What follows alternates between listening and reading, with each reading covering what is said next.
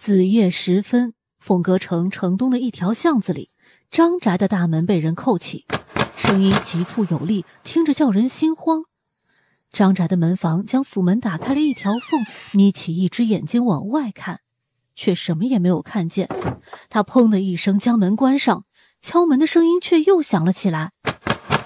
人敲三，鬼敲四，鞋不对脊，脸不对镜，头不对门。长宁侯府的门房也打开了一条门缝。你是何人？为何这个时辰来敲门？你可知这是什么地方？开门，让我进去。门房不敢开，没有听说有人大半夜来访的，于是大门砰的一声被关上了。凤歌城不是在宵禁吗？这姑娘怎么这个时候还在外头？不知她跟长宁侯府有什么关系？萧云舟没有说话，却是朝着穆长黎的身后看去。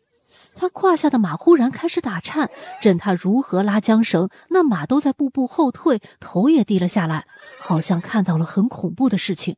原来在他身后站着一个小男孩，小男孩直勾勾地往这边看，目光是盯着穆长黎的。给路，快追！不用了，追不上的。刚刚那个孩子你看到了？看到了。他长什么样？4、5岁左右，身着红袍，大眼睛，很白净，很好看。没有看到别的？你指什么？穆长黎摇了摇头，没有再说了。你是穆家的人？算是吧。你是穆家的亲戚吗？要进长宁侯府？但是他们不让我进。关于刚刚那个孩子，日后你若有需要帮忙的，可以到长宁侯府来找我。你不是进不去吗？穆家不是不让你进吗？当初让我走的时候没有经过我的允许，如今我回来了，自然也不需要让他们同意。他绕开萧云舟，站到了长宁侯府的院墙底下。你是从战场上回来的人，我闻得出你身上的味道，想必你就是我那未过门的姐夫了。他说到这里，忽然纵身一跃，人轻轻飘飘的就站到了墙顶上。提前祝二位百年好合。话说完，人往后一仰，直接仰进了幕府。北路觉得自己看到了一个疯子，他指着墙上头，惊得都说不出话来。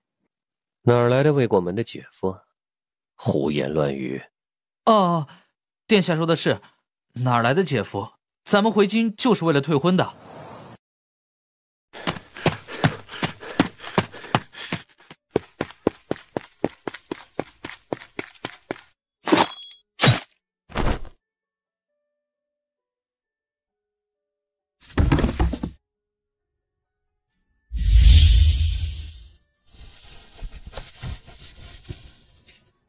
长宁侯府除了老夫人以外，全员恶人。这就很有意思了。殿下，这个孩子已经死了至少1个月了。本王昨天夜里还见过这个孩子，就在凤歌城内一处巷子里。那不可能，殿下定是认错了。您看，这尸体虽然还未腐烂，但也是因为天冷的原因。今年入冬早，天气早早就冷了下来，又下过几场雪，这孩子被雪盖着，尸体才保存得相对完好。但咱们验尸并非只验表面，在下仔细查验过，种种迹象都表明这个孩子死于1个月之前，而且尸体是在城外5里处发现的，并不是在城内。也就是说，殿下昨天夜里断不可能在城内见过他。仵作说到这里顿了顿，思量过后又补充道：殿下在边关多年，见过的死人也是大把。其实殿下您只要仔细看看，应该不难看出这孩子真正的死亡时间。萧云舟眉头紧拧着，仵作说的没有错，他是看得出这尸体死了得有1个月了。可是本王昨天夜里确实看见他了，绝对不会有错。特别是他怀里抱着的东西，昨夜他就是这样抱着，就站在本王和罢了，去查查看有没有哪户人家报案丢了孩子，这孩子穿得不错，不像是穷人家的。他从尸体怀中将卷轴抽了出来。哎，怎么了？回殿下，之前我们试了很多次，都没法把这东西从尸体上移开，不知为何殿下随手一拿就拿起来了。萧云舟没有多想，只是将卷轴展开来看。这幅画有问题。但更有问题的还是面前这具尸体。关于京中近半年诡案连发一事，他从西关回京这一路上也了解了一些。萧云舟从来是不信鬼神之说的，出入战场的人基本都是无神论者。可是眼前这具尸体和昨天夜里出现在街上的那个孩子，让他一直以来的立场开始动摇。堂堂侯府商务就吃这个，堂堂侯府嫡女就给我吃这个。穆青云平日里的午膳是什么规制？几菜几汤几荤几素，米是新米还是陈米？菜是放盐还是不放盐？午膳6菜1汤，4荤2素，米自然得是新米，那菜不放盐还能吃吗？穆长礼懂了，所以只是不给他吃好的。带我去一趟大厨房吧，我对今日的午膳不是很满意，得让他们重做。等到了大厨房时，穆长礼看到了一个熟人，正是给他送饭的那位。你说说，这谁能证明她就是二小姐？京城也没人知道二小姐长什么样子呀，总不能随随便便来一个人就说自己是二小姐吧？居然还敢霸占大小姐的天武轩！哼啊，那个天武轩是什么地方？整个京城除了皇宫，再难找出同样好的院子来。那是他说占就占了的，我看呐，他是疯了。哎，芙蓉姑娘，您怎么亲自过来了？是不是大小姐有什么吩咐？不是大小姐，是她要来。我的午膳规制为何跟穆青云的不一样？你还想跟大小姐一样？喂，你以为你是谁啊？这也就是呢，侯爷还没回来，府里呢才没有拿着大棒子把你打出去。到时候呢，等侯爷回来了，证实你根本就不是二小姐，你看这侯府你还待不待得了？再说了，就算你真的是二小姐，那又如何呢？害死了仙夫人，仅凭这一项罪名，就够你死个10次8次了，还妄想要什么嫡小姐的待遇？我呸！这府里呀，只能有一位嫡小姐，你算个屁！你呢？给不给我做饭？你确实没有资格跟大小姐享用一样的午膳，府上没有下令饿死你，已经是善举了，莫要不识好歹。你们呢？有没有人愿意给我做饭的？那些人看了看他，又看了看那个婆子，虽然没有敢吱声的，但是也纷纷往后退了半步。啊，这意思就是不做了。可你们是大厨房的人，大厨房的人不做饭，那留着还有何用呢？从前这个家是什么样的我不管，如今我回来了，有些规矩就得依着我的来。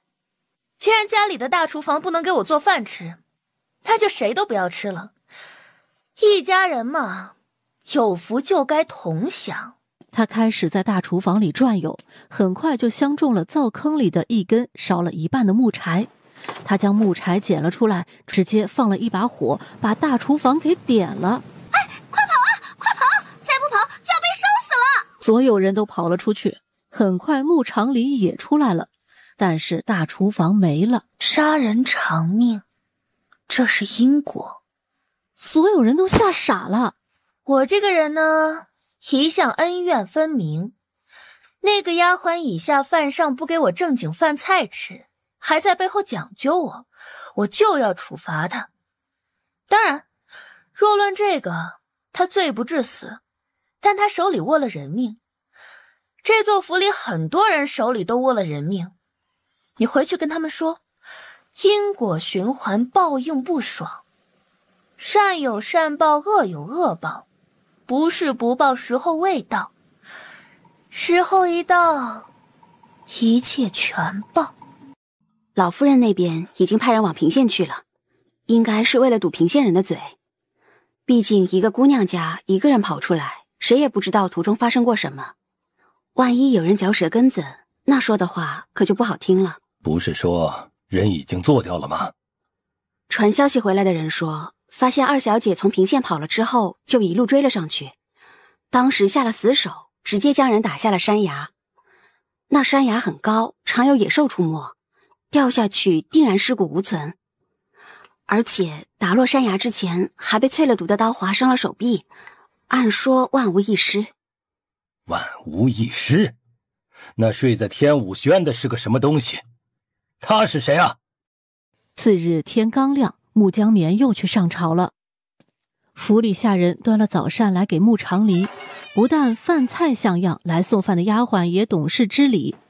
二小姐，为何叫我二小姐？您不就是二小姐吗？可是并没有人认。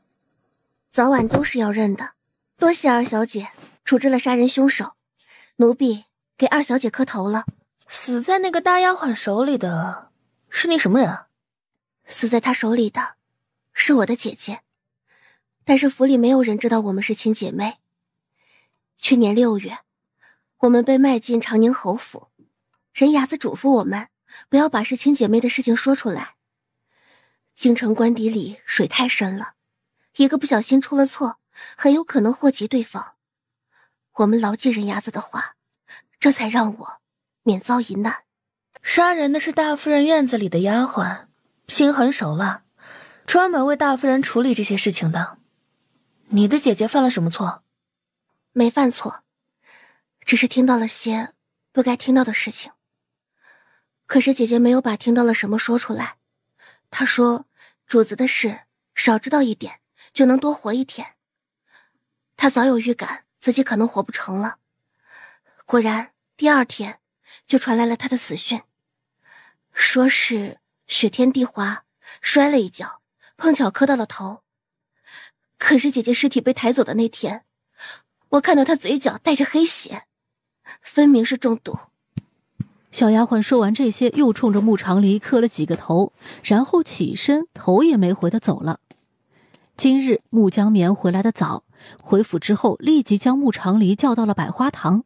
穆江黎到的时候，百花堂里已经有很多人了。不管她是不是二小姐，我就想知道她是不是疯了，竟敢火烧大厨房，还把大夫人院里的丫鬟给扔了进去，那可是杀人呐！祖母，坐吧。穆长黎扭头看看，找了一个空座位坐下来。大胆！你见了侯爷和大夫人，为何不行礼？方才不是行过礼了吗？我说的是向侯爷和大夫人行礼。没看见。哼，什么没看见？你分明就是眼里没有侯爷和大夫人。知道你还问？你，哼，果真是没有教养的。是啊，果真是有自知之明的。你是穆长黎？穆江棉说话不带一丝感情，点名道姓，连一声长黎都不肯叫。真要爱妻心切，应该珍惜妻子用命换来的孩子才对。穆江棉这人有问题。长黎，父亲在问你话呢。妹妹，快跟父亲道歉。是应该道歉，管生不管养，把亲生女儿扔到乡下去受苦，还故意流露出厌恶之色，引得老宅那边的人极尽所能的苛待于我。侯爷不应该跟我道歉吗？父亲息怒，父亲千万不要怪二妹妹，二妹妹不是故意的，她只是在乡下多年，心里面委屈，父亲就原谅二妹妹吧。我今后一定会好好的开导她，不让她记恨父亲的。都是从一个娘肚子里爬出来的，你看看你姐姐，再看看你自己，真不知道这些年在平县都学了些什么。你都说了那是平县，在县城里自然没有在京城学得多。再者说，你出那份让我学好的银子了吗？你想要什么？费尽心思来到长宁侯府，不就是来要好处的吗？说说看吧。我不要东西。听闻大姐姐要与九殿下成婚了，我回京观礼，那观礼之后呢？观完礼就回去？不回去啊？回都回来了，为什么还要回去啊？比起平县，这里才是我的家。我是我母亲拼了命生下来的孩子，她既然把我带到这个世上，自然是希望我能好好生活。这里是我的家，我哪儿都不去。什么？你不走了，要住下来？怎么，穆家的孩子住在穆府，不应该吗？不是，我不是那个意思，我就是随口一说。如今长离回来了，老身把话摆在这儿，谁若想再把他赶出长宁侯府，那就别怪老身不客气。禀老夫人，侯爷，九殿下到了，九殿下已经进门了，正往这边来呢。穆江棉赶紧站起身来，带着秦庄仪及一众女眷往外头迎。你手臂上的伤如何了？我没事。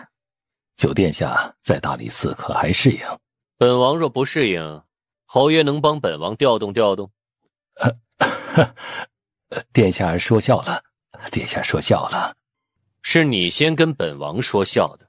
此番本王奉旨回京镇压妖邪，没想到皇上还为本王赐了婚。本王着实不明白，一个从小没有尽过养育之责的人，是怎么好意思在本王长大后还想要主导本王婚姻的？长宁侯啊，你是不是也不太明白呢？皇上有皇上的打算。那你说说，他是何打算？这2天本王常听京中人说起，说本王就要与长宁侯府的大小姐完婚了。本王对此十分诧异。长宁侯能否告诉本王，究竟是谁先说的本王要娶你穆家的大小姐呢？九殿下这是何意啊？你与本侯爱女的婚事是皇上赐下的，对于这事，殿下若是有异议，可以到殿前去与皇上理论，而不是到我长宁侯府来肆意羞辱。殿下，这里是京城，不是西关。没错，这里是京城，不是西关。否则你这样与本王说话，本王的副将早就一刀砍了你的脑袋。关于赐婚，长宁侯应该仔细看看圣旨上写的是什么，再来与我家殿下说话。没什么门道了呀，就是普普通通的赐婚圣旨啊。圣旨上只说将长宁侯府嫡女赐婚给九殿下为正妃，却没说是哪个嫡女，也没提青云的名字。大小姐不就是侯府嫡女吗？难不成我们侯府还有2个嫡？话说到这儿，他忽然意识到不对劲了，他目光转向穆长离，惊得张大了嘴巴。确实，穆家是有2位嫡女的，所以九殿下认为那道赐婚圣旨赐的是老身的2孙女。母亲，怎么？你是对老身的话有疑义，还是对皇上的圣旨有疑义？母亲这话是何意啊？是不是在母亲心中从来就没有青云的位置？他也是婉儿留下的孩子，为何母亲从来不疼他？老身是在陈述事实。茶喝完了，本王也该走了。方才穆家许多人出去迎本王，唯老夫人和2小姐没有去。本王身为晚辈，自是不敢找老夫人的后账，便只能劳烦2小姐送上一送，算是补个礼。这人有毛病吧？没去迎你就必须得送你，什么逻辑啊？古代王爷都是这么不讲道理的？那我送送九殿下吧。胳膊上的伤好点没有？没事，快好了。不见得，方才你走路的时候，左臂几乎就没有任何摆动，应该是伤口疼导致的。今年入冬早，天突然就凉了下来，伤口不及时治疗，很容易恶化的。你什么意思啊？我伤口恶不恶化跟你有什么关系啊？你不是我未来姐夫吗？你不去关心我姐姐，跑来关心我做甚？方才说过，圣旨上说的是让本王娶穆家的嫡女，从来没提是哪个嫡女，也从头到尾没写穆青云3个字。何况那圣旨本王原本也没放在眼里过。西关最好的伤药，你拿去试试。穆家不会给你请大夫的，所以你得自己照顾自己。有事相求吧？确实，有桩案子想请你帮个忙。萧云昭，你身上有骨灰的味道。骨灰？是什么味道？衣裳里面藏了什么？北路看了萧云洲一眼，见萧云洲点了点头，于是将手放下来，从衣裳里取出了一只卷轴。我闻不出骨灰的味道，但这画儿确实是从死人身上取下来的。萧云洲从侧面看着他，穆长黎认真看画的样子让他十分欣赏。我在帮你做事，你盯着我看干什么？我错了，继续，继续。没什么可继续的，看完了。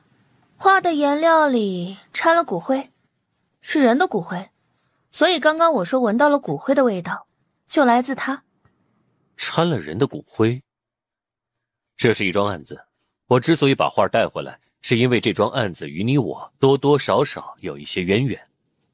他讲起那个小男孩，也说了仵作的验尸结果。你说，是我认错人的面儿大，还是仵作验错尸的面儿大？你俩的面儿都不大。什么意思？这不是一幅画，而是一张状子，东西放在我这儿了。明日一早你来见我，我告诉你该怎么做。当天晚上，长宁侯府闹鬼，姑娘也听到了。啊，你们知道是谁在哭吗？两个暗卫对视一眼，齐齐摇头。芙蓉见跟他二人说不明白，干脆跑到了穆长黎的屋门口。二小姐，二小姐睡着吗？奴婢听到院子里有动静，二小姐屋里有没有事？没事，去睡吧。于是芙蓉回去睡了。两名暗卫见状，也是一闪身，又引到了暗处。哎，你来就来了，站在院子里嚎什么？把府里人都吵醒了，有意思吗？啊？我不是故意的，我就是控制不住的想哭。委屈？为什么会找上我呀？我也不知道为什么会来找姐姐，但是那天晚上我见过姐姐一次，打那之后就好像冥冥之中有一种指引般将我指向了这里。姐姐能不能帮帮我？唉，我这也是命啊，换了个身份，以为能换一种活法，结果还是逃不开这个因果。罢了罢了，你身上怨气过于强烈，没有为祸苍生已是难得，我便度一度你，送你一个好轮回。早膳已经送来了，奴婢伺候二小姐洗漱吧。又是在大夫人的小灶间做的？是。我不喜欢别人院子里做出来的东西。一会儿着人在这天武轩搭个灶间吧，也省得总麻烦大夫人。如果天黑之前灶间盖不好，我就把这天武轩给烧了，然后搬到大夫人的院子去住。芙蓉转身就往外跑。穆长黎笑了笑，哼，果然穆家的人都是经不起吓的。二小姐，酒店下来了，说是想要见您。为何是你来传话？老夫人做主，把奴婢分派到二小姐身边，以后奴婢就是二小姐的贴身丫鬟了。奴婢叫云香，今年14岁，以后就跟着二小姐了。陪我去百花堂。大小姐很喜欢九殿下。这种喜欢是打哪儿来的？他俩以前都没见过吧？是没见过，但随着赐婚的圣旨一道送来的，还有九殿下的画像，以及一个绘声绘色讲述九殿下传说的太监。那个太监在府上讲九殿下讲了3天3夜，从宜妃娘娘有多好看，当年有多受宠开始讲起，一直讲到九殿下在西关如何成为大将军。大小姐听得十分着迷，自此啊，心心念念就等着九殿下回京呢。除此之外呢？他相中九殿下还有没有别的原因？说老爷原本啊做好了要把大小姐嫁入太子府的打算，之所以一直没嫁，是因为太子府有正妃，而且大小姐也不愿意嫁给太子，因为太子今年已经30岁了，长得也不是众多皇子里出挑的，而且太子的个头有些矮，人也有点胖，确实在外貌上跟大小姐不相配。怪不得你姐姐说主子的事少知道一件就能多活几年，这些话你可别到处去说，记住了没？奴婢知道，奴婢不会当着别人面说的。不过这些也不算是什么秘密，府上的人都知道。二人说着话就进了百花厅。长离，快给九殿下问安。祖母，见过九殿下吧。二小姐送本王出府吧。又要送他出府？二小姐，昨日说的事，在下来问询了。我会治病，特别是那种怪病，很会治。怪病？就是那种很怪，但是大夫又找不出症状的病，我都能治。所以，你的意思是？就是告诉你一声，你一听一记，知道这个事儿就行。另外提醒你，虽然衙门里有自己的办案手法，但是有些案子倒也不必循规蹈矩去查，有的时候换个角度，换个思路，兴许困扰已久的案子就会豁然明朗。萧云舟还想再问些什么，可是穆长离已经转身走了，经过云香时拉了小丫鬟一把，二人很快走出了他的视线。今儿天刚亮就有人来报案，说是昨天夜里听到了小孩的哭声，只闻哭声却不见人。下官就问那些来报案的人，为何不到凤阁府衙门去？殿下您猜怎么着？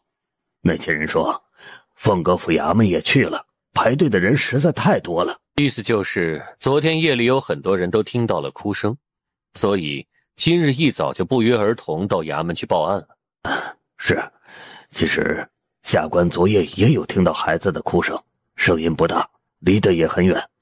下官以为是哪户人家不守宵禁的规矩，带了孩子上街呢。殿下听到了吗？萧云舟也听到了，他不但听到了，他还顺着声音寻了一段，后来发现那个声音进了长宁侯府。殿下要查吗？这桩案子不出意外，肯定还是要并入诡案当中的。只是先前人们都抱有希望，说朝廷请了九殿下回京镇邪，只要九殿下回来了，妖邪诡案就不会再发生了。可是若真有妖邪，又怎是一个活人能镇得住的？你有没有听说最近城里有没有什么人生了怪病啊？殿下是指哪方面的怪？跟诡案有关的吗？还是……也不一定是跟诡案有关，就是那种明明有生病的症状，但大夫又查不出来的。这样的事就算有，消息也传不到大理寺，除非是哪户官邸出了这样的事，那兴许会传开。昨天晚上我父亲在家中提起一个人的病症，不知算不算殿下说的怪病。我父亲在太医院任职，是宫中的御医。昨晚上他说起有一位在城里开医馆的朋友请教他，说城东有户人家的老太爷生了一种怪病，身上像火烧一样难受，每时每刻都在冒汗，衣裳不到半个时辰就要换一套，不然就会被汗水浸得全是。请了很多大夫去诊病，可是所有大夫都诊不出是什么毛病。我父亲说起这件事时也觉得很奇怪，他因为好奇，昨日下午特地去那户人家看过，可惜父亲望闻问切，使尽一切手段，那位老太爷除了有一些老年病之外，再没有其他病症。换句话说，就是没有治他奇热无比的病因，好像一切都是他的臆想。那会不会就是臆想？我父亲也是这样下的定论。昨晚提起，我听了之后倒也没觉得如何，但方才殿下提起怪病，我就又想到了这个事情。殿下，您说这算怪病还是算癔症？有些案子倒也不必循规蹈矩去查，有的时候换个角度，换个思路，兴许困扰已久的案子就会豁然明朗。小孩看到鬼叫，卷宗上给出的定论是孩子发烧烧糊涂了。那么有没有可能孩子真的看到了鬼叫？包括那个有火烧之症的老太爷，会不会根本不是臆想，而就是穆长礼所说的怪病？北路，回去接一趟穆家二小姐，直接到那个有火烧之症的人家，本王也往那边去，咱们在那家门前会合。说说吧，什么怪病啊？萧云舟也不墨迹，快速地将从银屏那里听到的事情讲了一遍。我只管看病，不管查案。你带这么多人来，那户人家也不傻，太打草惊蛇了。二小姐的意思是，那户人家有问题？有没有问题，看过之后才知道。张毅眼瞅着他们几个都进了张宅，一脸的诧异。哦，合着打草惊蛇就差他一个人是吧？小厮恭恭敬敬地把他们请到了老太爷的院里。老太爷的2个儿子正在院中争吵。说没得治那位是我们家大老爷，大老爷是嫡子，老太爷病了之后，家中事情都是他说的算。那二老爷呢？庶出的？二老爷是个很温和的人，对我们下人很好，学问也好，可惜就是因为是庶出，家中很是受排挤，特别是受大老爷排挤。替我感谢尹太医，但是我爹这个病我们不治了。大哥，再试试吧，大夫来都来了，试试又能怎么样呢？是，我看你纯是想让父亲遭罪。打从父亲得了这个病到现在快1个月了，太医都来过，谁治好了？每次不是扎针就是灌药，父亲被折磨得不成样子。我这个当儿子的如何能忍心呢？果然庶出都是白眼狼。我只希望父亲能把病治好，大夫来都来了，试试又能怎样？大老爷狠狠地瞪他，然后又向萧云舟看了过来。是这位女大夫。女大夫？这也太年轻了，她能治什么？你这是在质疑本司正，还是在质疑我的父亲？随着众人进屋，张家老太爷的病也展现在了人们面前。把窗子给我打开，都打开！你们想热死我吗？丧良心的东西！你们是不是诚心想热死我，好抢夺我的家业？父亲，开窗会冻死的，没有人想害您的性命，咱们都在努力保您的命。父亲如果真热，开窗也不是不行。不如到外面凉快凉快，地上盖着雪，躺在雪地里才解热。你究竟是哪里的大夫？我父亲这个岁数，你让他到雪地里躺着，他没命了算谁的？算我的呗。他热，你不让他凉快凉快，难不成想让他热死啊？再者，左右这病也没人能治好，那就死马当活马医呗。绳子一解开，那人二话不说，嗖的一下就跑了。只见张老太爷到了院子里，直接就往地上一躺，地上盖着的薄雪一遇到他，就像遇着了火一样，瞬间就化开了。好像有人在烧开水，而张老太爷就像灶堂里的柴火，水就是靠他燃烧出热度才开的。行了，把你家老太爷请回去吧，用温水擦擦身子，开点管烫伤的药膏回来涂一涂。走吧，这老爷子根本就没病，什么神医来了他也是没病。哼，以后不要什么人都放进来，白白折腾老爷子一回，连脉都不诊就走了，简直就是个骗子。发生了什么事啊？怎么感觉你们是被张家人赶出来的？倒不至于是被赶出来，可是也有点被嫌弃。不过咱们究竟是为什么要来张宅这一趟？总不能真的是为给张老太爷看病吧？大理寺可不管这个。自然不是为了看病，而是为了办案。殿下的意思是，张宅跟咱们的案子有关？呀，忘了问他家那个孩子的事了，说是大老爷的嫡子丢了，不知道找到了没有？可知丢了多久了？也不知道丢了多久，我只是听我父亲提了一句，说张宅最近不太平，大老爷丢了儿子，老太爷这又发了癔症。大理寺那具小孩的尸体跟张宅会有关系吗？要不要联系张家的人到大理寺去认尸啊？我觉得他们家那位大老爷有问题，你怎么说呀？刚才那位老太爷在院子里打滚，你们看像什么？院子里水雾升腾，像是在烧开水。对喽，就是在烧开水。去查吧，灶上的事儿。张家的灶坑实在是令人大开眼界，因为张毅从灶坑里扒拉出来几块骨头。是人的骨头？你们究竟是什么人？私闯民宅，煽动我家东西，我是要报官的。报官？不好意思，我们就是官。看清楚了，眼下站在你面前的这位是新任大理寺卿，也是当今圣上的九皇子西江王殿下。西江王？殿下，草民要告状。灶坑里扒出来的人骨是我大哥的妻子，我的大嫂。那原本是我最心爱的女子，却被我大哥用尽卑劣手段强占为妻。可他不知珍惜，婚后不过3年，便对妻子3日一骂5日一打，就连他们的孩子都可以被府中下人呼来喝去。就因为大哥厌倦了妻子，连带着对那个孩子也不喜欢。你胡说！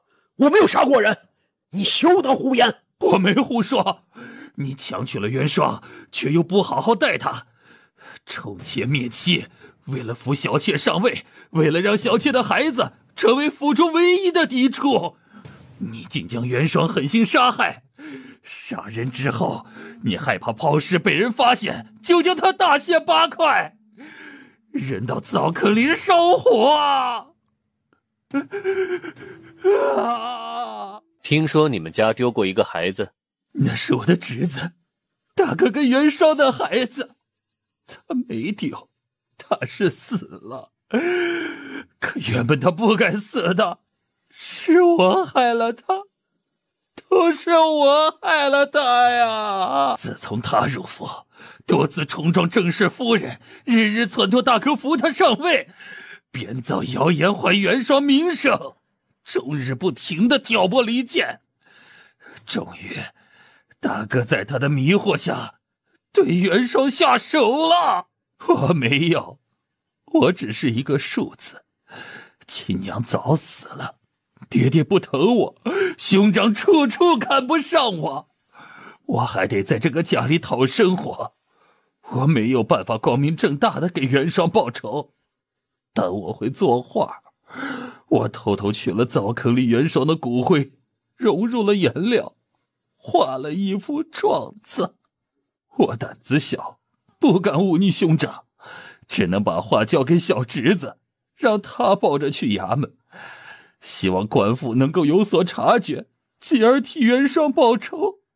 可是那孩子被马车撞了，就是他的马车。不是我，我不是故意的，我只是想做大夫人，我想让老爷休妻，可是我没让老爷杀人呢，我也没有故意撞死那孩子，实在是他跑得太快了，马车没控制住，就把他给撞死了。那你为何不报官？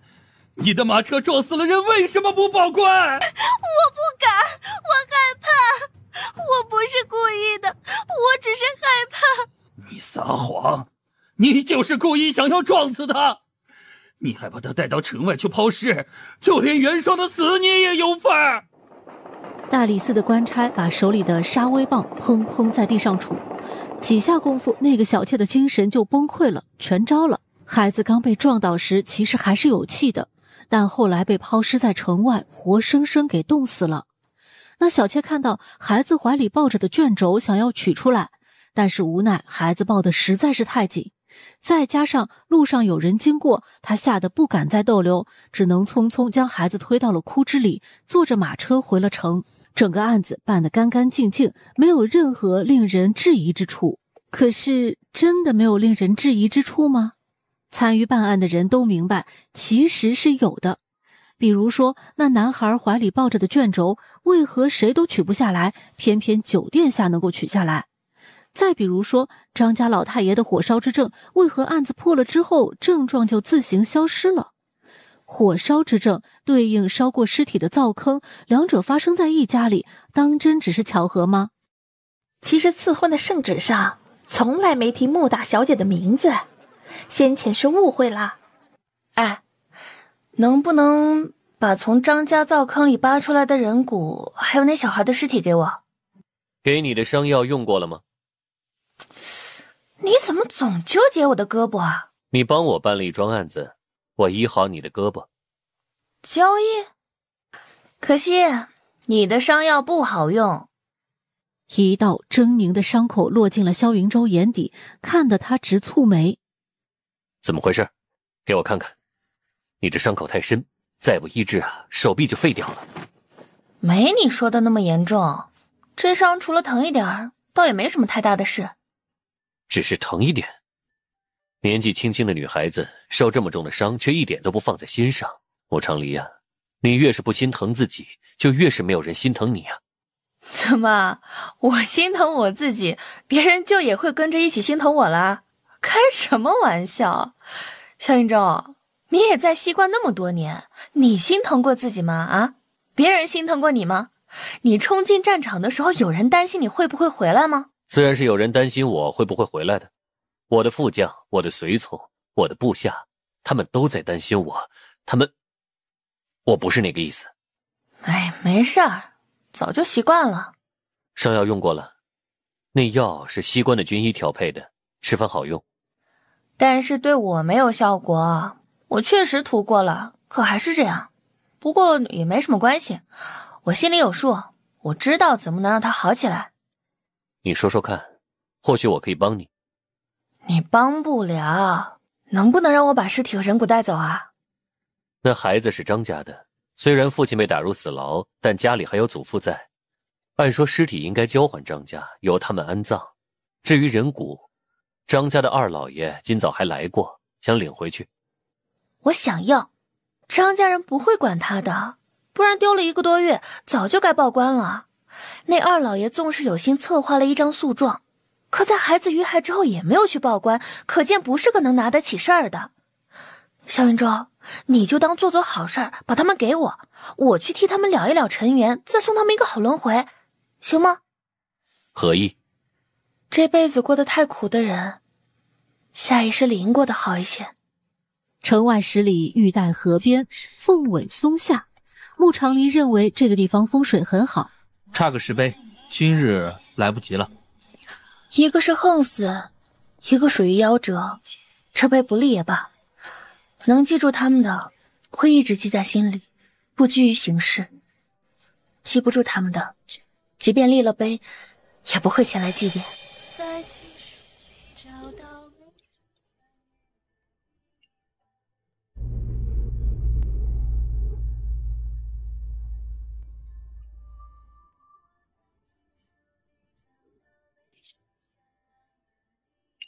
需要本王帮你叫门吗？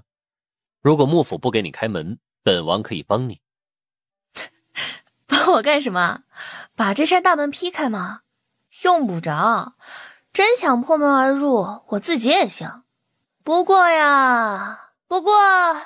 穆家的人应该不会蠢到同样的错误犯2次。这种不给我开门的戏码要是再上演一遍，那我就把整个长宁侯府都给烧了。好，本王替你加把柴。话音刚落，长宁侯府大门立刻就打开了。哪能不给二小姐开门呢？咱们一直等着二小姐回府呢。二小姐快进去吧，外头冷，别冻着。穆长离勾了勾唇角，抬步往府里走，一边走一边冲着身后挥了挥手。萧云舟也挥了挥手。回衙门吧，剩下的路本王走回去。我家殿下想散散心，你回吧。车夫这才赶着车走了。主子，咱那退婚的事儿还办不办了？萧云舟狠狠瞪了他一眼，大步走了。北路赶紧在后头跟上，嘴上没有闲着。先前殿下抗拒赐婚的圣旨，对穆家大小姐也不屑一顾。咱们可是说好了的，一回京就把圣旨甩皇帝脸上。可这好几天过去了，属下怎么觉得主子改主意了呢？主子，您该不会见过那穆家大小姐之后也动心了吧？穆家大小姐？不行，没有印象。她到底长什么样来着？属下也没记住。都说穆家大小姐容貌天下第一，但属下觉得也就那样吧，看一回都没记住特征，可见也就是平常女子，不像二小姐灵气逼人，虽然性子冷淡了些，但架不住人家本事的。主子，您说穆家二小姐是不是在破案上有点天赋呀？话多。主子啊，您说二小姐手臂上的伤怎么就不好呢？她真的用咱们的药了吗？那伤药在西关也算久经沙场了，多重的伤口都能愈合，怎么到她那儿就不好用了呢？她是不是不信任殿下，压根儿就没用啊？明日你去一趟烈日营，叫咱们的医官去长宁侯府给他看看。穆家二小姐协助大理寺破案有功，这些是我们应该做的。懂，属下懂。属下送主子回府后，立即就去烈日营。长宁侯府天武轩，穆长黎回去的时候，看到芙蓉在院子里站着，时不时抻着脖子张望，像是在等人。二小姐，您走之后，云香就被大夫人叫去了，到现在都没回来。二小姐要不要过去看看呢？前头带路。这个时辰了，你来做什么？我的丫鬟云香呢？听说被大夫人叫过来问话，也不知道问的是什么话，问了一整天。另外还得问问大夫人，为何趁我不在叫走我的丫鬟？这是要跟我的丫鬟为难，还是冲着我这个主子来的？云香的丫鬟现在怎么样了？打了板子，关在柴房呢。咱们不能直接动手将人给处死，但打板子的人下了死手，伤成那样了，再喝上几天，人也就没气儿了。身边没有趁手的人就是不行，处理个丫鬟还要等他自己饿死。哎，夫人还是不要想这个了。以前是处理得快，但是风险也大呀。赶紧解决了他吧，他死了，我也就能安心了。可说是安心，却又觉得似乎哪里不太对劲。秦庄仪忽然意识到是院子里过于安静了，她腾的一下起身，快步向门口走去。门一开，院子里一个人都没有。此刻天武轩很热闹，那些先前在念清院围住他对他出言不逊的下人都被他带回了天武轩。芙蓉到现在都没有想明白二小姐是怎么把这些人都给弄回来的，就记得念清院的婆子和丫鬟正在讥讽二小姐，然后二小姐就往前走了几步，手挥了几下，那些人就一个个神情呆滞的跟着她一步步走回了天武轩。那个场面怎么说呢，有点像某地的赶尸。二小姐，你把他们都带回来，要干什么呀？那你说大夫人把云香弄过去是干什么呢？不知道。那你知道云香到了念清院后遭遇了什么吗？芙蓉又想说不知道，但是穆长黎眼睛一瞪，他就招了。挨打了，云香她挨打了，30大板，屁股都打开花了。原因呢？原因是他们说云香偷了大小姐的东西，藏在自己的屋子里了。其实是念清院的人自己塞过去的，他们就是要找云香的麻烦，因为云香的姐姐前阵子死了。还有呢？还有，没有了。二小姐，奴婢就只知道这么多。二小姐，这事跟奴婢没关系，你放过奴婢吧。也没把你怎么着呀？没有吗？那二小姐，您把他们都弄过来干什么呀？打呀。打？对啊，大夫人把我的丫鬟弄到她院子里打，我自然要把她的人弄到我的院子里来打喽，这不都是跟她学的吗？院子里砰砰的声音传来，只见芙蓉下了死手，把那些人一个个都踹趴在地上，手里抡着一个大板子，拼命的往腰臀上拍。二小姐，接下来怎么做？接下来你就去趟念清院，跟秦庄仪说，让她把云香给我放了，否则我就把她院子里这些人往死里打。而且打完奴才我就去打主子，他要是扛揍，那他也可以当我什么都没说。反正我是乡下来的野丫头，我没有教养，我有娘生没爹养，我见谁打谁。又是奴婢去说，不然呢？我也没有别的人可以使唤呀。快去吧啊！早去早回，回来之后还得给我做饭呢，饿了。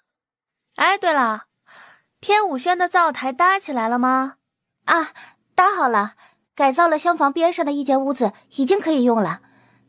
奴婢这就去聂庭院，早去早回，然后给二小姐做饭。二小姐，咱们吃点简单的行吗？奴婢会擀面条。去吧。念清院，芙蓉战战兢兢把穆长黎的话说给秦庄仪听。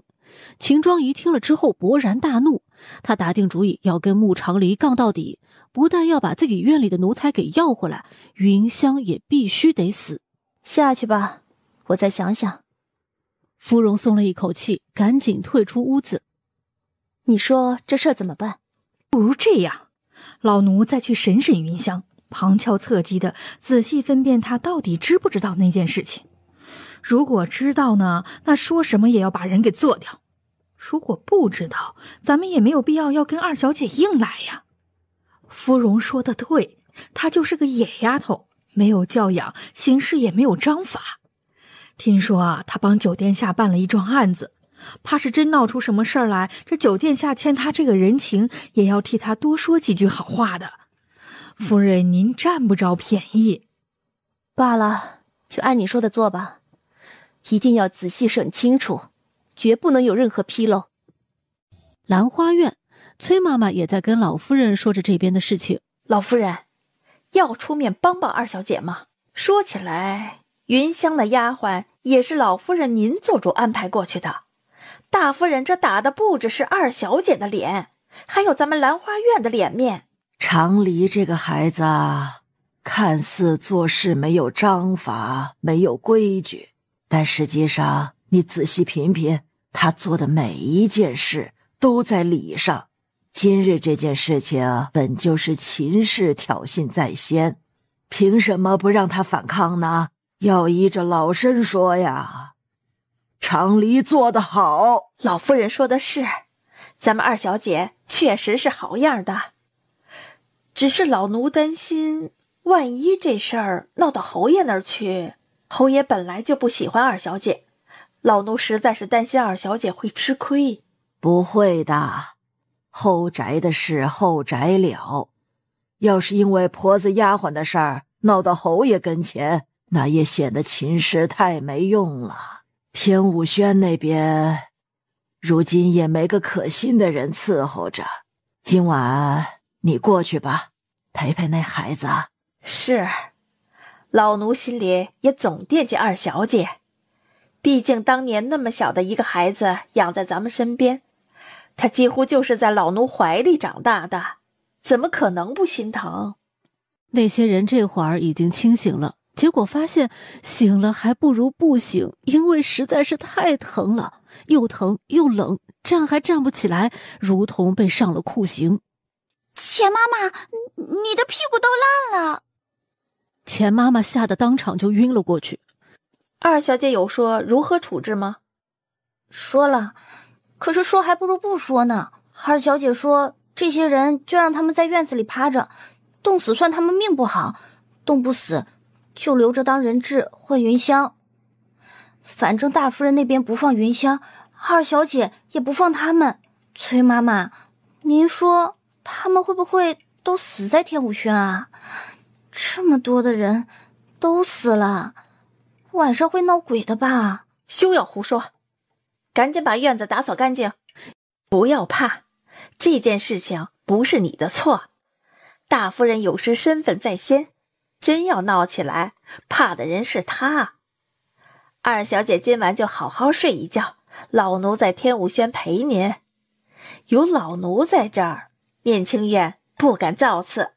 不过崔妈妈也没能在天武轩陪一宿，因为在亥时末的时候，云香就被放回来了，人是被抬回来的，已经是半昏迷状态。二小姐，奴婢总算是活着回来了，谢谢二小姐。拿去抓药吧。抓药？现在吗？二小姐，明日再去行吗？京城有宵禁，这个时辰出去会被官府抓的。云香伤得很重，如果不马上去抓药，她可能会死。如果她因为你不去抓药而死了，那责任就在你。你得给他陪葬。去，奴婢不想死，奴婢这就去。我陪你一起去吧。就在芙蓉心都死了之际，忽然听到穆长黎说了这么一句，他以为自己听错了，但穆长黎确实披上了外袍，大步往外走。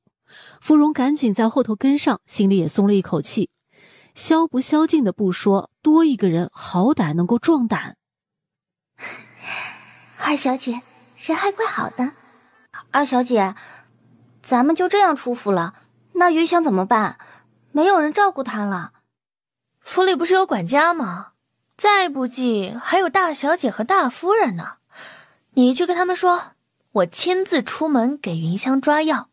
在这期间呢，云香的性命就劳烦大夫人和大小姐照顾一二了。如果期间有什么差池，我就找他们给云香偿命。芙蓉脸一白，赶紧快步往前跑。奴婢这就去说。干什么啊？害怕。二小姐，您说为什么这么多人三更半夜的出来烧纸啊？还有烧衣裳的，太诡异了吧？寒衣节不烧纸烧衣裳干什么呀？啊，在家里吃饱了撑的打丫鬟啊，谁能干那种不是人的事儿？哎呦，这二小姐也真是，逮着个机会就得骂大夫人几句。爹爹，爹爹，有鬼！我看到爷爷了。不要乱说话，哪来的鬼？那个鬼伸出手要去摸孩子的头，虽然表情慈爱，但还是吓得小孩怪叫了一声，起身就跑。他爹一边骂他没有出息，一边着急忙慌地把火给踩灭，去追孩子了。不孝的子孙！确实不孝，火没烧完，衣裳就收不到。不孝子非但不孝，还很无知。烧寒衣这种事情怎么能带小孩子来呢？小孩子眼睛惊着了算谁的？你说是吧？那鬼老头一脸惊恐地看向他。鬼呀！然后拔腿就跑。唉，一看就是心死不久的鬼，没出息，少见识。二小姐，你跟谁说话呢？刚才奴婢感觉有一道邪风刮过去了。二小姐，您不能吓唬奴婢呀，奴婢没干什么坏事，您也不能挑都不挑就一网打尽呢。唉，是什么意思啊？思索间，穆长黎已经继续往前走了。等二人到了医馆门前时，街上烧衣服的人已经不多了。没银子，你抓什么药啊？你这不是故意逗我呢吗？这大半夜鬼气森森的，我壮着胆子给你开的门，现在药都抓完了，你说你没银子？他的银子我出了，算我跟你借的，明日就还你。明日你就能有钱了？怎么有的？去抄了穆家大夫人的屋子。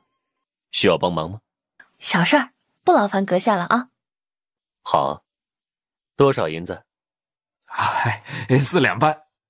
才4两半你都没有，穆家是真不拿你当一家人呀？挺好的，我也没拿他们当一家人。那不还是你自己日子过得遭罪？不遭罪啊，我如今住着幕府最好的院子，在我烧了大厨房之后，伙食也有了明显的改善。刚才我还把大夫人院子里的丫鬟婆子打了一顿，而且明儿抄了念庆院，我就有钱了。我遭什么罪啊？他一边说一边往外走，小伙计接过银子，在他们身后关上了门。这大半夜的，你在街上转悠什么？10多年没回京城，总得对这里多熟悉熟悉。何况我如今兼着大理寺卿的位置。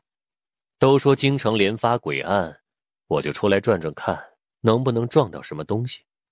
死了这条心吧，你杀人多，身上杀气太重，那些东西见着你就会远远躲开，撞不到你身上。那么请问，如何才能让我赶上一次鬼案呢？不撞鬼心里难受？你们说这皇子是不是有病啊？一来好奇，二来我撞着了总比百姓撞着了要好。真想长长见识？真想。去刚刚那家店里跟小伙计要一碗水。何人在那里偷窥？穆长礼也回头去看，却被萧云舟拉了一下，人一下子被拉回来，撞进了他的怀抱里。京城宵禁，立即离开。你在跟我说话？自然是在同你说话。立即离开，赶紧回家去。回家？我倒是也想回家，可惜回不去了。他神情落寞，留恋地看了对面二人一眼，然后转身默默走开了。你捂我脸干什么？抱歉，我只是看到有人在看着我们，不想让你露脸。我又没干什么见不得人的事儿，不是，我又没干什么见不得鬼的事儿，我为什么不能露脸啊？萧云舟，你该不会以为我用手在你眼睛上划拉几下是什么男女授受不亲吧？就离谱！他气呼呼地甩开了萧云舟，往幕府的方向走。好好的一个大活人，吃饱了撑的非要见鬼，见吧，最好出来几个恶鬼吓死你得了。这不孝的子孙，这烧的是什么破玩意儿啊？我是个老婆子，我又不是老头子，你们给我烧件男装是几个意思啊？萧云舟越发觉得这一座京城太不对劲了。原本街上是有烧衣裳的，但是没有很多，而且那些人都是在烧衣裳，而不是像现在他看到的都是在看衣裳。这些看衣裳的人男女老少都有，有的人看了衣裳很满意，有的人就不太高兴。就像那个骂街的老婆子，不但骂，还把那衣裳扔到地上去用脚踩。萧云舟经过他身边的时候特意站了一下，盯着他看了一会儿，结果那个老婆子吓得嗷的一声，当即化成了一道虚影，原地消失。你给我眼睛上涂的是什么？用血混了白水涂在眼睛上，就能看到鬼魂了？想得美，那岂不是人人都能见到鬼啦？所以说，只有你的血混了白水才有效果。他没有说话，算是默认了。萧云舟站了下来，心里说不清楚是一个什么情绪。打从回京那晚在长宁侯府门口见到穆长黎，他就有一种特别直观的感受。这个小姑娘很孤独，那种孤独的情绪能够在不知不觉间宣泄出来，感染到周围的人。可是直到今晚他才明白，原来这种孤独是因为他跟这个世间的所有人都不一样。哎，你走不走啊？一个大男人磨磨唧唧的。萧云舟赶紧快步跟上，再看街边景象，竟又在不知不觉间恢复如初。能不能让我多看一会儿？看太久你的眼睛就要废掉了。二妹妹怎么才回来？我都快急死了。你困了？我不困。不困你急什么？行了，大姐姐回吧，这边没什么事儿了。二妹妹从前见过九殿下吗？见过呀，但是你知道我们是在哪里见的吗？啊，在哪里啊？在山里，福山村的山里。那年大姐姐派个婆子到乡下来看我，那婆子说要带我进山去玩，然后呢就将我丢弃在了深山里。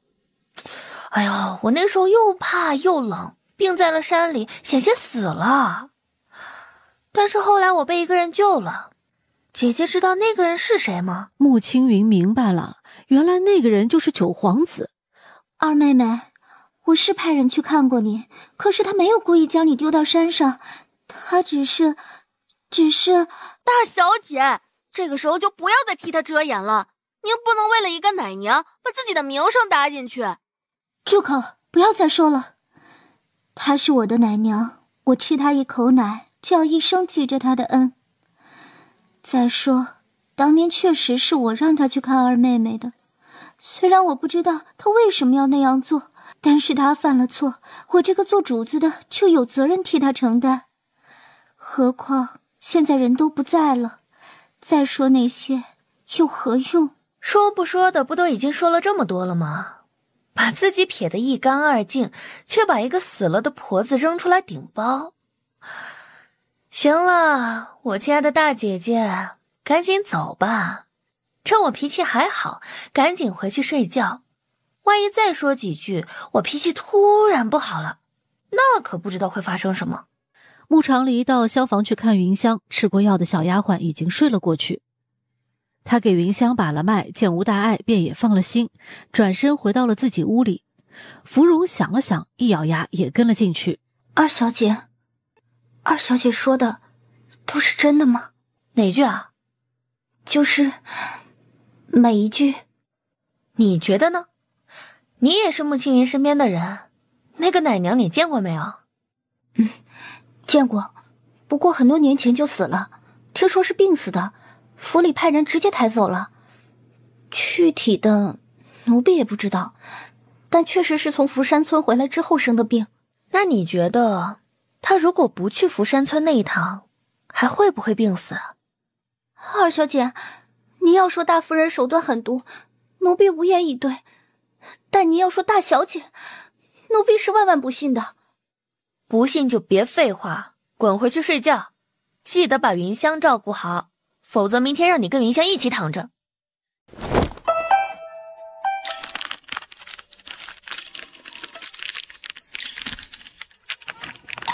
怎么就你一个人？谢必安呢？领主，七夜办差，只我一人前来。你还知道我是谁？当然，您是领主。我都穿古装了，你还能认得出我？领主说笑了，咱们看人从来也不是看皮相，更不是看衣装。哎呀，也罢，我且问你，你说我为何会来到这里啊？交通意外我可以理解，但即便我死了，该去的地方也是地府才对啊。一切源自时空交汇，用你们的话说，这里的磁场跟领主原本所在的那个时空有重叠，且重叠的点在领主遭遇车祸的那一刻正好碰上了。那用你们的话说呢？用我们的话说，那就是天机不可泄露。行了，我懂。天机不可泄露的意思就是你也不知道。那我不问这个，我问问我那个原身，他人呢？如今走到哪儿了？已经过了奈何桥，快要上望乡台了。这都多少天了，怎么才走到那儿啊？他干什么了？那位姑娘跟您长得一模一样，孟婆以为是领主，一直拉着她说话，就给耽误了。穆长黎觉得原主这个人可真行啊，稀里糊涂死了，到了地府又稀里糊涂的干起了陪聊。我葬了的女人和孩子呢？那孩子一直在问该如何感谢恩人，站在迷魂殿门前不肯进去。至于那女人，因为死得早，早就进了丰都城了。我这身体的原主走慢些也好，趁着还没喝迷魂汤，一切都还来得及。领主是想把她救回来？有可能救回来吗？绝无可能，请领主死了这条心。为什么？因为领主已经来了，领主既已来到这里，一切就已成定数。他就算还阳，魂魄也无法归体。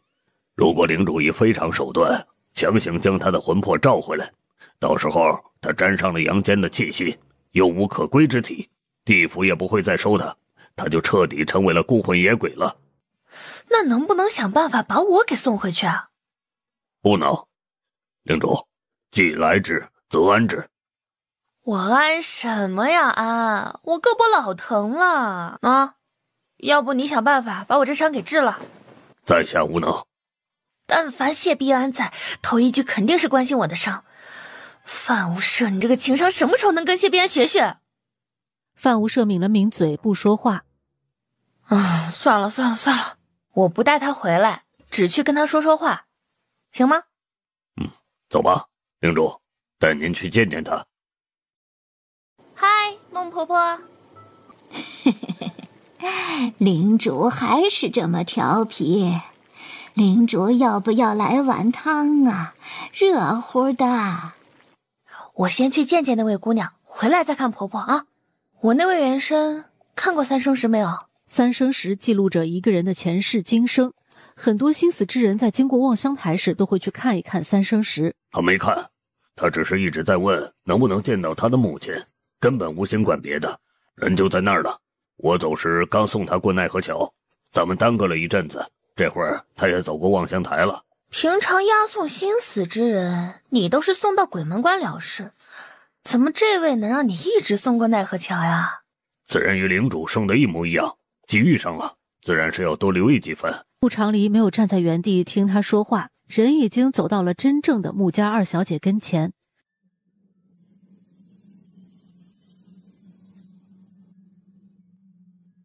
你是谁？为何生得与我一模一样？我知道了，你就是那一位借我身体还魂之人。对，你临走之时还跟我说过话呢。没想到我还能在这里见到你，而且你跟我不一样，我是死人，你是活的。如果你想回去，我来替你想办法。我看得出你很厉害，但是我不想回去。正如我方才所说，我没有办法在那样的家里活下来。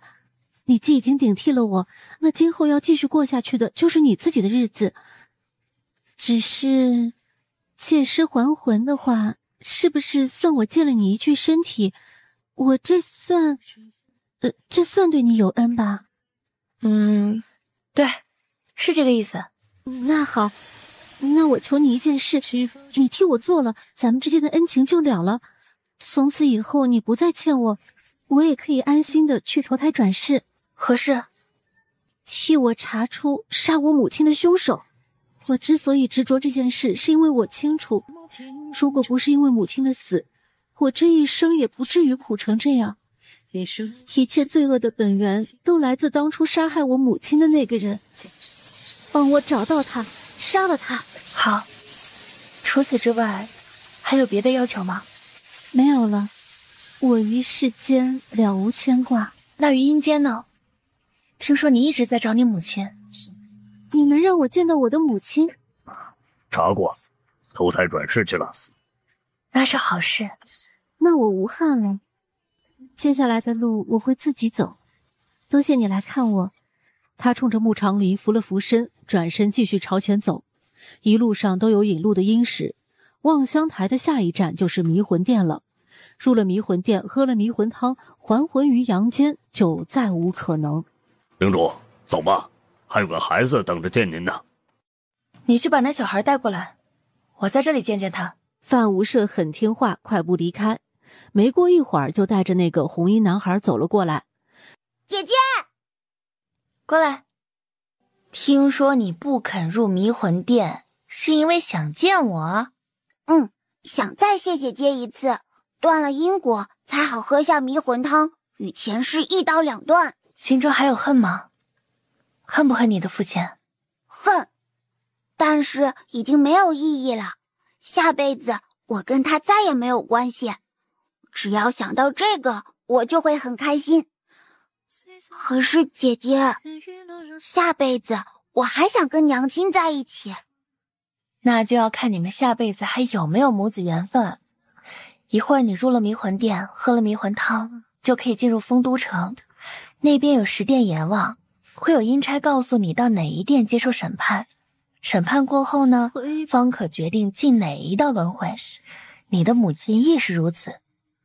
其实你们2人早该走完这个流程了，但一个有重大冤屈，不知道耽搁在哪一殿。一个又始终游荡在人世间，执着的替母报仇。这些在10殿阎王那里，总归是要有个说法的。不过你不用怕，你们的案子是我断的。这阴间地府多多少少也要顾我几分薄面，所以安心去吧，他们不会为难你。小男孩用力点头，然后倒退3步，跪下来，认认真真的给穆长黎磕了3个头。姐姐，再见了。你是遥遥天上一捧秋月容，只敢萧瑟不敢。领主胳膊上的伤，只要完成那个与你长得很像的姑娘最后的心愿，就可以自行消除了。伤无大碍，只是疼痛难耐。领主这一世还是要吃些苦头啊。领主，那个男孩的父亲生死簿上，他的阳寿只剩下了最后3日，在下多嘴问一句，他来之后，领主希望由哪殿阎罗主审？交由4殿5座官王主审，打入第16层火山地狱。奴才叩见九殿下，九殿下千岁千岁。皇上说了，他老人家对不起殿下您，让奴才一定给九殿下多磕几个头。说完他就真磕，砰砰砰的，额头都磕出血了。高高在上的帝王，他有何对不起本王的？从前的事也是受奸人蒙骗，皇上他也有难处的。难处？谁没有难处呢？本王是这南圣国的九皇子，可你看看其他皇子过的是什么日子，本王过的又是什么日子？本王4岁那年，有人陷害我的母妃，皇上不问青红皂白，一怒之下将我母子2人赶出皇宫，扔到西江去受苦。我母妃给人为奴，替人洗衣，不分春夏秋冬，满手都是冻疮。我给人喂马，跪在地上做马凳，任人踩着我的背上马车。4、5岁的年纪，被成年人踩在脚下，一身的伤。后来是镇守西江的前任大将军见我实在可怜，便将我带在身边，教我习武，授我兵法。我8岁那年，边关大乱，我视之为师的大将军战死，我就提着师父的剑，骑着师父的马，领着师父留下的残兵冲向战场，大杀四方。我不但抢回了师父的尸体，还以残军之力斩获敌军将领首级。自此，我才在军中有了一席之地。从8岁打到20岁，本王打成了西江第1勇士，也成了令敌军闻风丧胆的萧阎王。如今本王什么都有了，皇上要召本王回来了。要说难，谁不难？他说他有难处，难道本王活到今日就不难吗？10几年，我打得遍体鳞伤，一寸又一寸失去的国土被我抢了回来，一波又一波来犯的敌军被我赶了回去。皇上说他对不起我，那你就替本王问问他，既然是对不起，那该怎么还呢？殿下息怒，请殿下一定息怒。听闻皇上那道赐婚圣旨赐的是穆家大小姐？不是，绝对不是，绝对没有这个事儿。皇上从头到尾都没有看上穆家的大小姐，他老人家赐婚赐的其实是穆家2小姐。当真是2小姐？千真万确，赐的就是穆家的2小姐。当年宜妃娘娘还在京里的时候，跟穆家2位嫡小姐的生母荣夫人十分交好，且宜妃娘娘提过，荣夫人当年怀着2小姐的时候，他们就有过约定，如果这一胎生的是女儿，就结为夫妻；如果生的是儿子，就结为兄弟。这事儿皇上可是一直记着，所以才有了这么个事儿。既如此，那婚事也该张罗张罗了。九殿下，您的意思是，您愿意娶穆家的2小姐？天子之命，谁敢不从啊？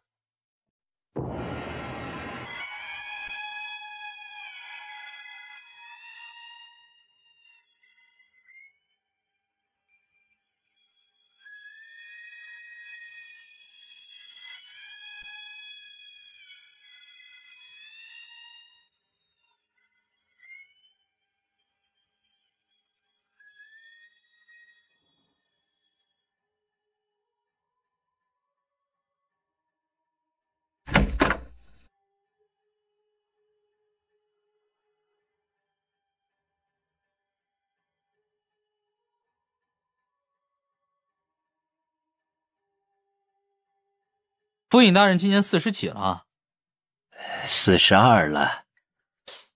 这怎么瞅着像62呢？高大人，头发都白了。白了吗？前些日子还没白呢。真的白了，2鬓都白了。高大人是因为安乐郡主的事上火了吗？哎呀，也是人之常情，大人节哀。微臣今日过来，就是想跟殿下说说这件事情。让我家殿下帮你把头发颜色变回来？是想问问关于张宅那桩案子。但说无妨。无双国没安好心，这个微臣是相信的。但要说已经死了的女儿坐到榻边同我夫人说话，微臣总觉得是夫人悲伤过度发了癔症。可是殿下，凡事都有个万一，万一呢？你的意思是，宁可信其有？微臣也不知道怎么办才好。再开棺一次，怕是在府中也会引起慌乱。可如果不开棺验证，这件事情搁在心里也总是别扭。再加上夫人那边言之凿凿，若不给他一个说法，他也不能轻饶了我。微臣想听听殿下的意见。殿下觉得我家夫人的癔症跟前些日子张家老太爷的癔症有没有相似之处啊？家里的棺木先不要动，明日一早你再来一趟，本王会给你一个答复。大夫人，我是跟着九殿下一起来的。听闻夫人昨夜里见到了安乐郡主，高大人不信，但是我信。你信？是的，我信。还有安乐郡主说的那些事，我也信。你过来，过来。昨天夜里，我的莲儿回来了，她就在这个位置坐过。你仔细闻闻，这个榻上还有她的味道。安乐郡主和您说了什么？你真的相信我说的话？凤哥府尹家的大夫人没必要说谎，何况是不是说谎，咱们一起等一晚就知道了。对，一起等一晚就知道了。他们都不相信我说的话，也说我发了癔症，可是我知道那不是癔症，我就是看到了莲儿。姑娘，你是谁家的？听说是跟着九殿下一起来的。你是帮着大理寺做事的吗？对，是帮着大理寺做事的，特别是这方面的事，我很有经验。姑娘，是指死人方面？夫人怕不怕？不怕。或许从前是怕的，但自从出了这件事，忽然就不怕了。甚至我就在想，如果人死后真的有魂，那我就随着莲儿一起去了，是不是也行？姑娘，你说我如果随着莲儿去了，我们在九泉之下是不是能遇着？不一定，要看他走了多远。一般来说，先死之人先销阳户，先入鬼门关，这一路几乎都是不停的。你们的死亡时间有差，就遇不上。当然，这也不是绝对的，因为后面还要入丰都城。人并不是死了之后就立即去投胎的，也并不是每个人在审判中都要被判有罪。那些没有罪的人会暂时留在丰都城，有的人会在那里经历短暂的生活，也有人经历漫长的岁月。他说完起身走到了烛火旁边。这屋里的烛不够亮，我来为夫人拨一拨烛火。穆长礼也不怕烫，就用自己手指往烛心上拨动了一下。他清清楚楚地看到屋子中间站着一个若隐若现的身影，